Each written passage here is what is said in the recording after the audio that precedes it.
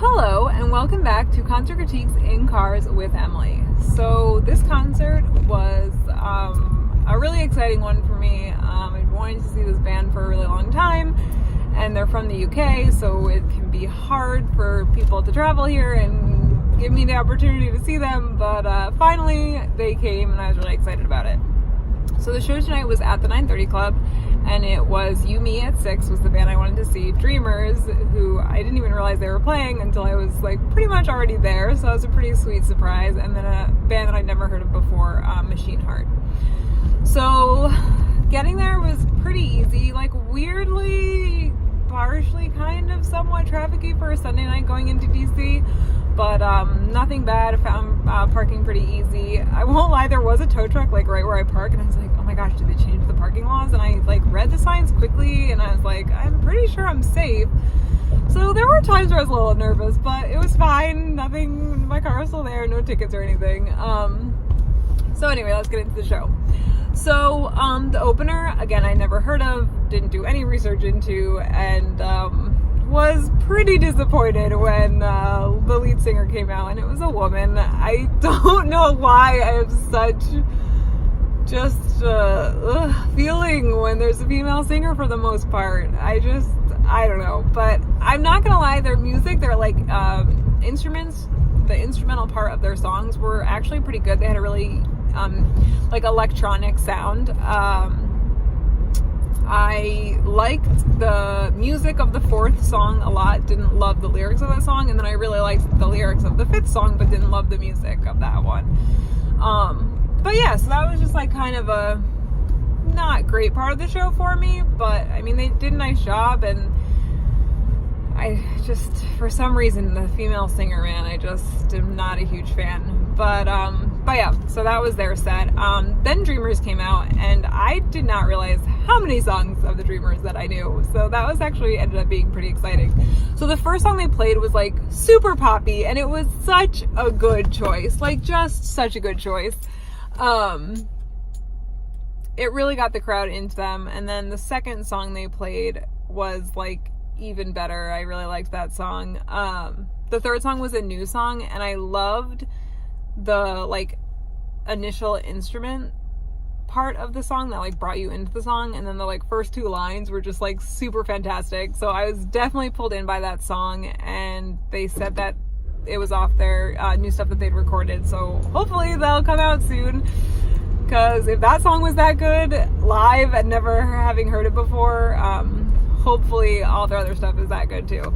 So yeah, that was a really exciting song, even though I had never heard it before anywhere else. And then after that, the like last three songs were pretty amazing, because I knew all of them. I knew I was going to know the last song, but I didn't realize I was going to know the two before that. So that was actually pretty sweet. I was pretty excited about that. The first song they played that I knew was definitely like a really upbeat one, and then the second song they played was even more like upbeat and like jammy and just like rock out. And it was so cool because he put the guitar on the ground, it was just like playing it while it was on the ground, and he like came up to the crowd, like onto the barricades, so that was pretty cool.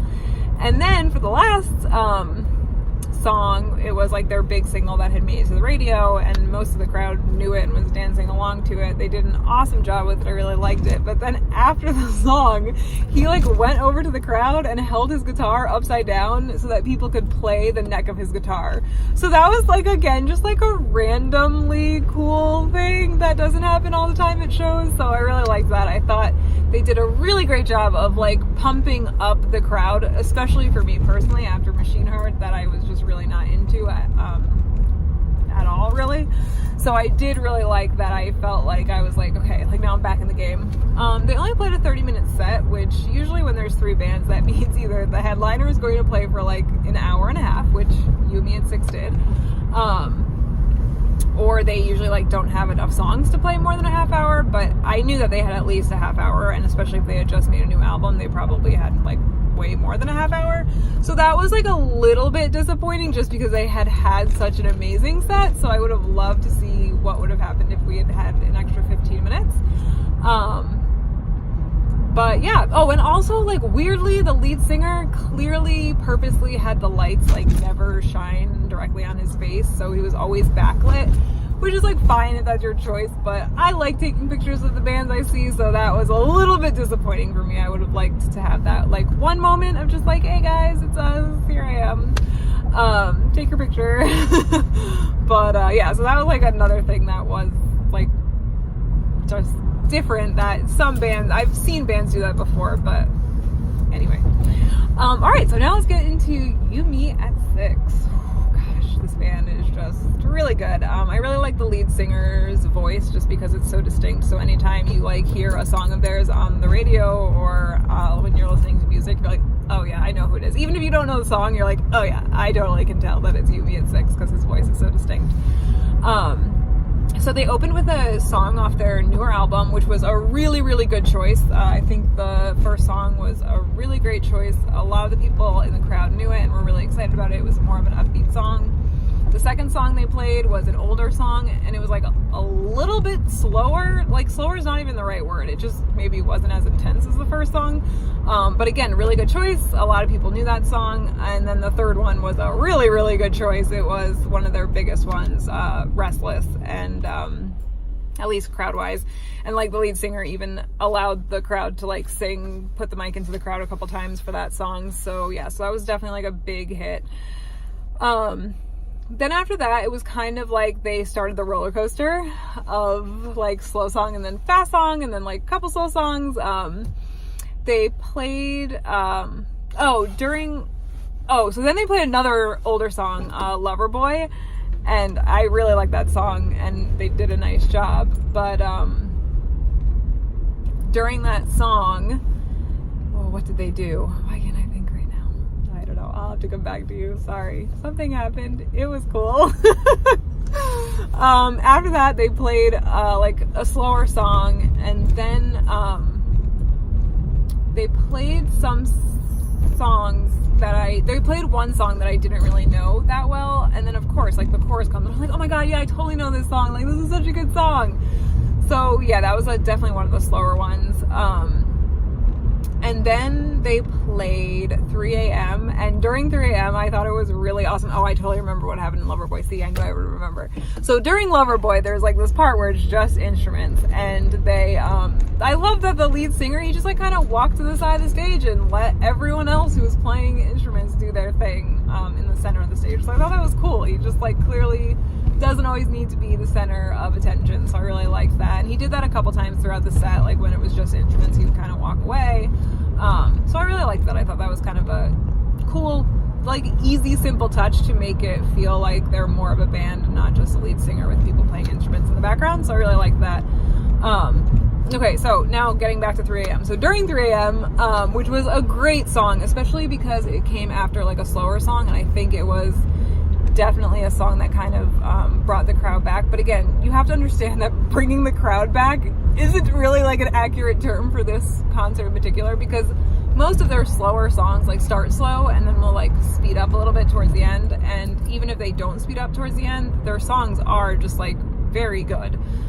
So even their slower stuff is still just super grabbing and super entertaining, and especially live it has that different feel to it. It's not like that slower song that you hear, you know, in your car or on your, you know, in your headphones. So anyway, during 3 a.m., the lead singer took someone's phone from the front row and like basically just kind of like took a tour of the stage while it was recording a video. He like looked at himself, he went to the guitarist and like looked at him.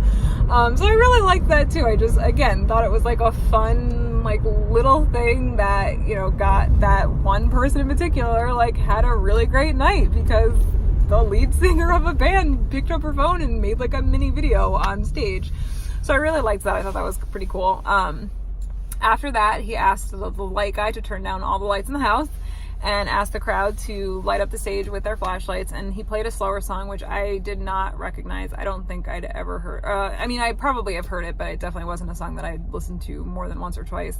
And it was really a good song, and they did it really well, and it wasn't necessarily like acoustic. I mean, the band was playing like their full set, but it was pretty awesome how all the flashlights in their room just like kind of lit the stage. So that was pretty cool.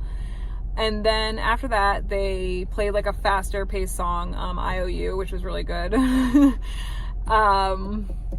So then after IOU, they asked the crowd, they said, who's seen us before, cheer, who's never seen us before, cheer. And they said, okay, if this is your first show, cheer.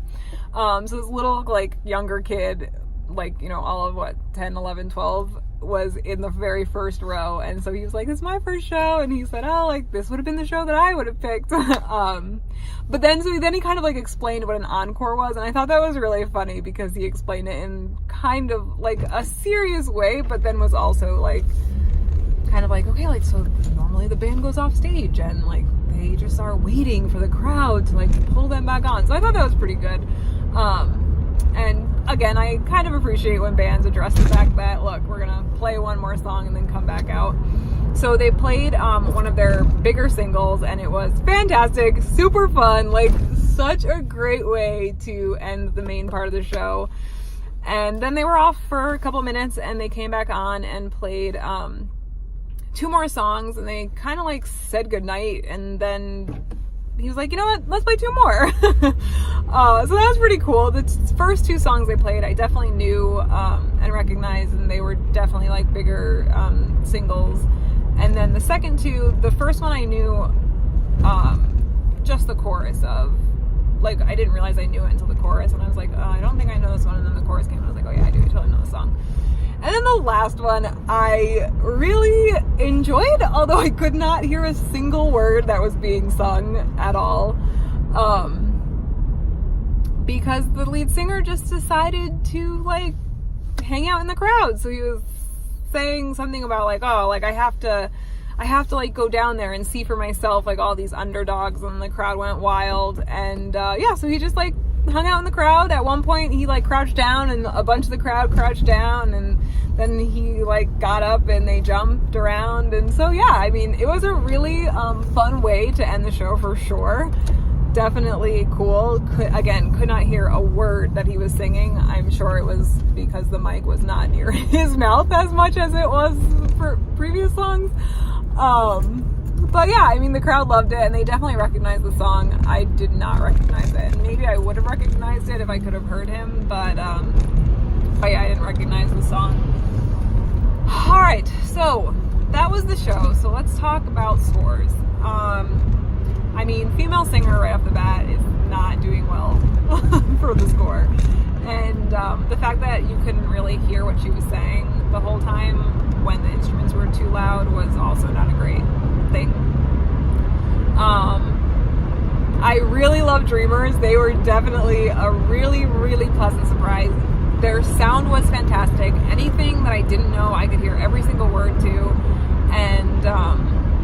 And then they had 3 like huge songs that I was like, oh my god, I know this song, this is awesome. So that was really great. I really like their new song too, which is sometimes hard to do, especially as a non-established band to begin with, to then play a new song that really grabbed my attention. So that was really cool. I really liked that set.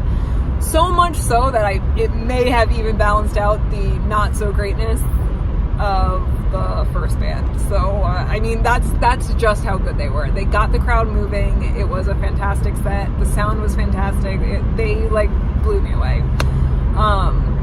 And then Yumi at 6, I really loved their set. They had some really great songs. I think they did a really nice job of balancing like upbeat versus like not upbeat, but then they would play like 2 slower ones and then 2 upbeat ones, so it wasn't like, constant like, oh, fast, slow, but then it wasn't just like slow. It was kind of a nice mix. And again, slow is like a maybe too strong of a term, just not as like fast and intense and awesome. I mean, they're still awesome though. Awesome, I shouldn't have said that. Because even though like slower songs are awesome. But I will admit there were times where I could not hear what the singer was saying. And that's especially frustrating when you know a lot of the song and then you can't hear the lyric. I'm like, oh man, I just like forget what that lyric is. But like if he was just saying it clearly, I could remember, and then like the whole rest of the song, I would know what that lyric was. There was one song in particular that I should have known the chorus to, and I just forgot the one line, and he didn't sing the one line at all. Like just let the crowd sing it, and I didn't know what it was, and I couldn't remember it without his help of hearing the first couple words of it. So again, like that was just like a randomly weird, like seriously, I can't remember this lyric and you're not singing it clearly and I can't hear it, and like, so yeah, that was a little frustrating. But again, overall it was great, and I've been waiting a really long time to see them, so I was really excited to see them. This is a hard one to score for sure. Gosh, I also feel like my last like 3 concerts have been so high scoring that if I give this like a really low one, or like just a medium one, that seems like it's going to be really low. Gosh, I don't know. I think I'm going to give this one a 7.5. Really didn't enjoy the first band. The second band was fantastic, but only played for 30 minutes. And then, yeah, Yumi at 6 played really great songs, but the sound wasn't the best. And, yeah, I think that, like, just the fact that I couldn't really hear certain parts of songs that I was really looking forward to hearing. And if I didn't know the words at all, I think I would have really not enjoyed the show as much as I did. So the fact that I had already known a lot of the songs definitely helped. But yeah, so I think I'm going to stick with a 7.5. Yeah. All right. Well, let me know what you think. Please comment, like, subscribe, and I will see you guys next time. Bye.